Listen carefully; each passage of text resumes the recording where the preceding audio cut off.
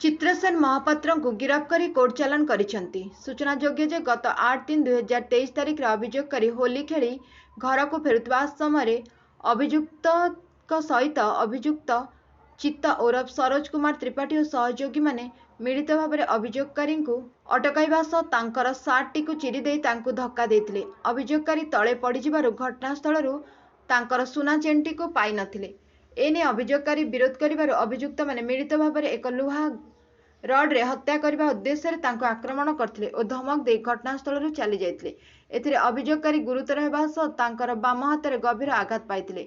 एही मामलार तदंत करी एयरफील्ड थाना पुलिस गत 8-3-2023 तारिख रे अभियुक्त चित्त को गिरफ्त कर कोर्ट चालान करथिले। एही मामलार तदंत जारी रहितबा बेले आज विशेष सूत्ररू खबर पाई एयरफील्ड थाना पुलिस अभियुक्त को गिरफ्त कर थाना को आनिथिले। पचराउचरा बेले अभियुक्त निजर अपराध स्वीकार करथिले।